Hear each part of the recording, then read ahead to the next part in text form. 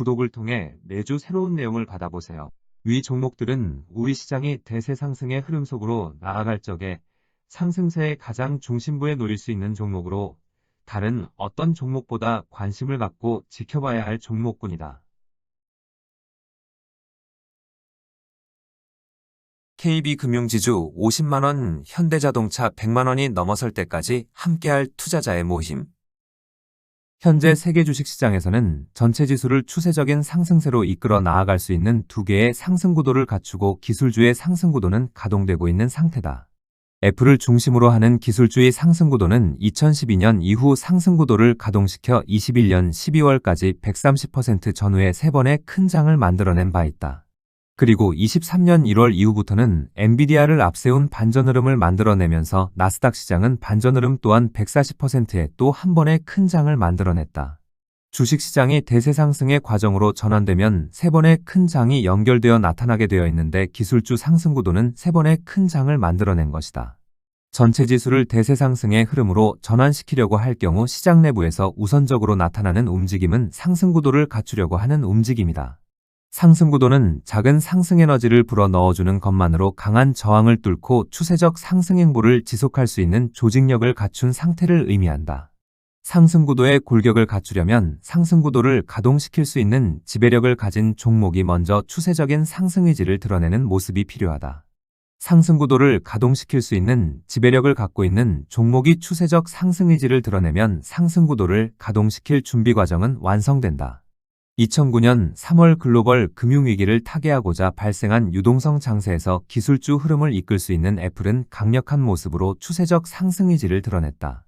그리고 이런 준비 과정을 거쳐 2012년 12월 이후 애플은 기술주의 상승 구도를 가동시킴으로 이후 3번의 큰 장을 만들어낸 바 있다. 시장 흐름이 대세 상승으로 전환되면 100% 전후에 달하는 3번의 큰 장이 발생하게 되는데 기술주의 상승 구도는 130% 전후의 3번의 큰 장을 만들어냈다. 이 과정에 애플은 2009년 3월의 저점을 기준으로 3번의 큰 장을 완성한 21년 12월에는 초대형 주임에도 50배를 넘어서는 상승폭이 발생하였다.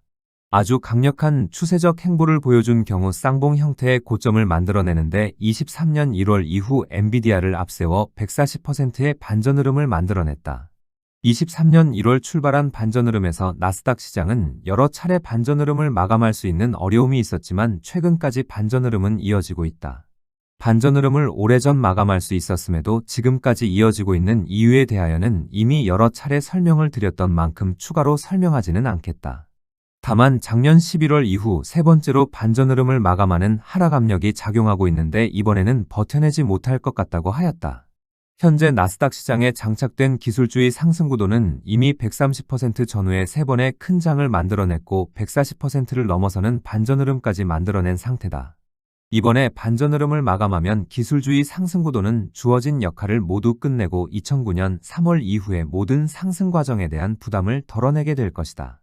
2000년 1월 1차 기술주의 상승구도가 모든 상승 과정을 마감할 적에 나스닥 시장은 고점에서 80%에 달하는 충격적 하락폭이 발생하였다. 2000년 기술주와 2011년 이후 기술주는 질적인 면에서 큰 차이를 보여주고 있어 다른 모습을 보여줄 것을 기대하고 있지만 별반 차이는 없다. 추세적인 상승 과정으로 나아가면 거품이 잔뜩 낄 정도까지 추세적 행보를 계속하지만 하락세로 전환되면 정반대의 현상이 나타나기 때문이다. 특히 현재 세계 경제는 2008년 이후 초장기 침체 국면을 벗어나지 못한 상태라 기술주의 모든 상승 과정을 마감하는 하락 과정을 감당할 수 없는 상태다. 기술주가 모든 상승 과정을 마감할 경우 경기 침체의 본 모습이 드러나고 이 과정에 여러 심각한 문제가 불거져 나와 위기로 나아갈 수 있다. 이 점은 나스닥 시장이 반전흐름을 1차 마감하려고 하는 24년 7월의 1차 하락 과정의 말미에서 극동아시아 시장에서 일부 나타난 바 있다. 경기 침체에 대한 공포로 25년 8월 5일 일본 시장은 종가 기준으로 12%, 우리 시장은 장중 10%를, 대만 시장은 8%를 넘어서는 폭락 과정이 나타난 것이다. 이런 하락 강도는 2008년 10월의 글로벌 금융위기에서도 나타나지 않은 하락 강도로 그대로 둘 경우 폭락을 불러와 시장을 위기로 몰아갈 수 있다. 초장기 추세적인 상승 과정으로 나아간 기술주가 모든 상승 과정을 마감할 경우 이런 충격을 가할 수 있다는 우려로 오래전부터 만반의 대비를 하였다. 기술주가 상승 과정을 마감하여도 기술주보다 강력한 추세적 행보로 나아갈 수 있는 금융주의 상승 구도를 가동시킬 준비를 갖춘 것이다.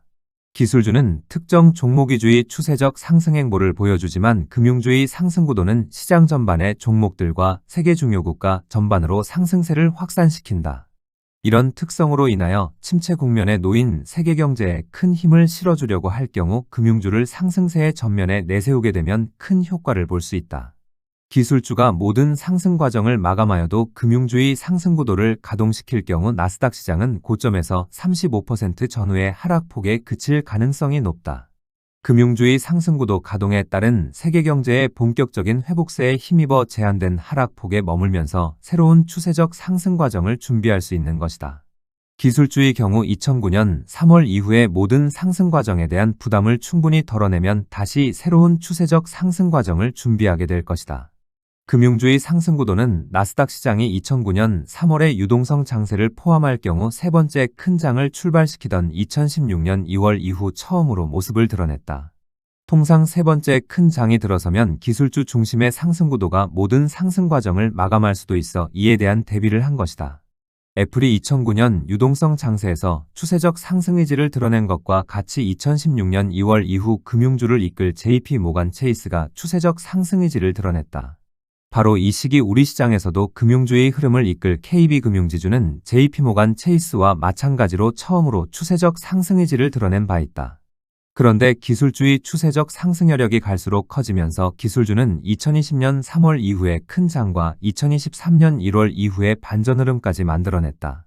이런 상승 과정에서도 기술주는 언제든 모든 상승 과정을 마감할 수도 있어 금융주의 상승 구도는 언제든 가동시킬 준비를 갖추고 있었다. 세계 금융주를 이끌 JP 모간 체이스가 2016년 2월 이후 많은 어려움에도 지속적으로 고점을 넘어 준비 과정을 완성한 것은 이런 이유 때문이다. 얼마 전 회원분께서 기술주와 금융주의 역의 흐름에 대하여 설명을 부탁드렸는데 이런 역학관계에 놓여있기 때문인 것으로 파악하고 있다. 작년 11월 이후 기술주는 반전 흐름을 마감하려고 하는 세 번째 하락 압력이 작용하고 있고 4개월째 버텨내고 있지만 이번에는 쉽지 않아 보인다. 문제는 나스닥 시장이 반전 흐름을 마감하는 하락 과정이 나타날 적에 우리 시장 또한 작년 4월 이후 진행하여 온 상승 과정을 마감한다는 점이다. 작년 4월 이후 우리 시장에서는 130% 전후에 달하는 큰 장이 발생할 가능성이 높다고 하였는데 현재까지 145%에 달하는 상승폭이 발생한 상태다. 나스닥 시장이 반전 흐름을 마감하지 않고 버텨내는 가운데 반도체 관련주의 강세가 이어지고 특히 금융주가 상승세에 적극 가담하고 있기 때문이다. 기술주와 역의 관계에 놓여있던 은행주가 강하게 올라서고 반전 흐름의 마감을 우려하여 주춤하던 증권주도 재차 고점을 넘어서고 있다. 이런 행보는 나스닥 시장이 반전 흐름을 마감하지 않고 버텨내면 지속될 가능성이 높지만 반전 흐름을 마감하면 우리 시장 또한 큰 장을 마감하게 된다. 추세적인 상승 의지를 갖고 있는 종목의 경우 1개월 전후 40% 전후의 하락 압력이 작용하지 않을 경우 크고 작은 진통은 의식하지 않은 것이 도움이 된다. 추세적 흐름을 겨냥할 경우 가장 중요한 것은 추세적 흐름을 놓치지 않아야만 하는데 작은 이익을 취하려다 결정적인 기회를 놓칠 수 있다. 2020년 1월 이후 유형에서 보유한 종목을 거의 매매를 하지 않은 것은 추세적 의지에 흔들림이 없어 크고 작은 진통은 의식하지 않았기 때문이다. 추세적 상승 의지가 흔들림이 없다면 크고 작은 진통을 거쳐 다시 최고점을 넘어 상승세를 지속하게 되는데 보유 종목들은 이런 행보를 계속하여 왔다. 그냥 무작정 기다리는 것이 아닌 추세적 상승 의지에 흔들림이 있는지를 계속 지켜보고 흔들림이 없다는 것을 확인하고 기다린 것이다. 추세적 상승 의지에 문제가 있으면 앞서의 고점을 넘어서는 것이 어려운 만큼 반등 시기 매도해야만 하는데 그런 점은 20년 4월 이후 한 번도 없었다. 22년 10월 중순 처음으로 돌아서는 과정에 새로운 상승 기운이 작용하지 않을 경우 보유 비중을 큰 폭으로 줄여야 한다고 사전에 알려드린 바 있었다. 최근 5년간 시장 흐름에 문제가 발생할 수 있는 유일한 상황이었는데 처음으로 돌아서는 시기 시장 흐름에 새로운 상승 기운이 작용하였다. 당시 겉으로는 심각한 상황을 벗어나지 못함에도 시장 흐름은 다시 안정되었다고 말씀드렸고 23년 1월 이후 강력한 반전 흐름이 들어섰다. 현재의 시장 상황은 언제든 작년 4월 이후의 상승 과정을 마감할 수도 있는 상황이라 이에 대한 준비를 갖추는 것이 필요하다. 현재 유형 수준의 포트 구성이라면 상승 과정 마감을 의식하지 않아도 되지만 이미 현금을 준비한 상태라면 하락 과정을 포트 구성의 기회로 잡아야 하겠다. 작년 4월 이후에 상승 과정을 마감할 적의 중요 종목의 변화에 대하여는 앞서의 글에서 여러 차례 설명을 드린 만큼 이를 참조하시면 되겠다.